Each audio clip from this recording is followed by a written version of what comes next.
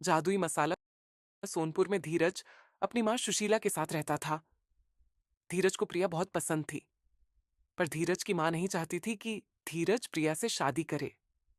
पर धीरज प्रिया से love marriage कर लेता है। धीरज की माँ शादी को लेकर ज्यादा खुश नहीं थी। प्रिया शादी के बाद पहली बार नाश्ता बनाती है। तब सुशीला कहती है, ये क्या खाना बनाया है? खाने में तो जरा सा भी स्वाद नहीं है। धीरज, अगर तुम मेरे कहने पर पिंकी से शादी कर लेते तो अन्नपूर्णा घर में आती। पर तुम्हें तो इस लड़की से ही शादी करनी थी, जिसे ढंग से खाना बनाना भी नहीं आता। अब तुम ही खाओ ये रूखा सूखा खाना। मैं तो अपने कमरे में जा रही हूं। ये कहकर सुशीला वहां से चली जाती है। ये सुनकर प्रिया बहुत उदास हो जाती है। मैं तो माँ को खुश करना चाहती हूँ, पर मैं क्या करूं? माँ को खाना पसंद ही नहीं आया। कोई बात नहीं, अगली बार फिर कोशिश कर लेना। चलो अब खाना खा लो। रात को प्रिया फिर से खाना बनाती है, इसी उम्मीद में कि शायद इस बार माँ जी को खाना पसंद आ जाए। इतनी मेहनत करने की कोई जरूरत नहीं, मैं अपना खाना खुद बना लिया करूंगी। इतना बकवास खाना मैंने अपने जीवन में कभी नहीं खाया। ये रूखा सूखा खाना धीरज को ही खिलाओ। हाँ, सुशीला गुस्से में उठकर बिना खाना खाए अपने कमरे में चली जाती है। खाना तो बर्बाद हो गया, सुबह किसी गरीब को दे आना।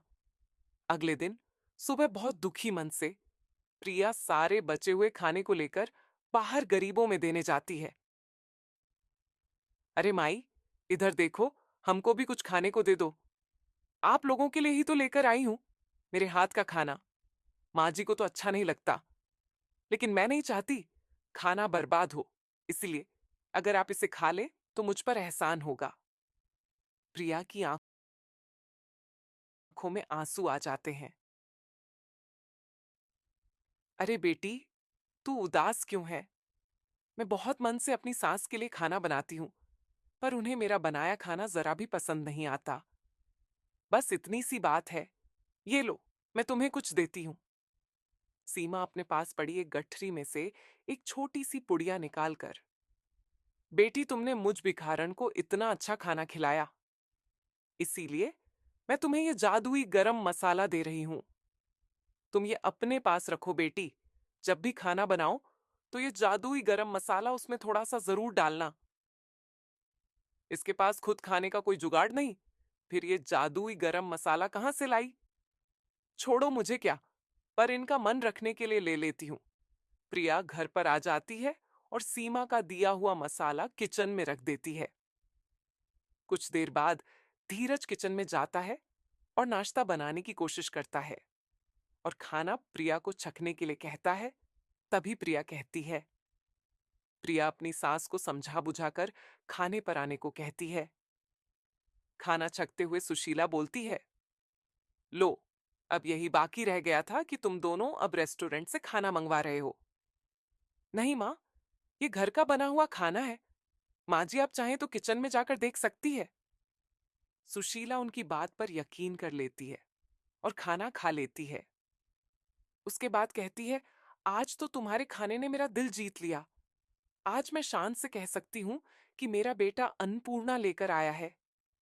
देखा बहू, सास की डांट का नतीजा। इतना अच्छा खाना तो हमारे घर में किसी ने नहीं बनाया। मानना पड़ेगा, तेरे हाथों में जादू है, जादू। सुशीला बहुत खुश हो जाती है। मुझे तो लगा था उस गरीब औरत ने ऐसे ही कुछ दे दिया होगा, लेकिन ये तो सच में जादू ही गरम मसाला है। अगले दिन प्रिया खाना बनाती है। खाना बनाते हुए वही जादू ही गरम मसाला डाल देती है। तभी अगल बगल के लोग खाने की सुगंध लेते हुए प्रिया के घर पहुंच जाते हैं। पड़ोसन विमला वहां आ जाती है। हमें भी कुछ खिलाओ प्रिया, पूरे मोहल्ले में तुम्हारे खाने की सुगंध फैली हुई है।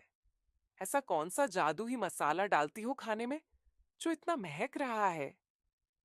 प्रिया खुश हो जाती है और बिमला की बातें सुनकर वह बिमला को खाना खिला देती है। बिमला खाना खाते ही कहती है, तुम्हें तो रेस्टोरेंट खोलेना चाहिए। फिर धीरज की मदद से प्रिया घर से टिफिन बनाकर डिलीवरी का काम शुरू कर देती है। प्रिया टेस्टी टेस्टी खाना बनाकर प्रिया का टिफिन का बिजनेस बहुत अच्छा चलने लग जाता है। सुशीला बहुत खुश हो जाती है और दोनों सास बहू अच्छे से रहने लग जाते हैं।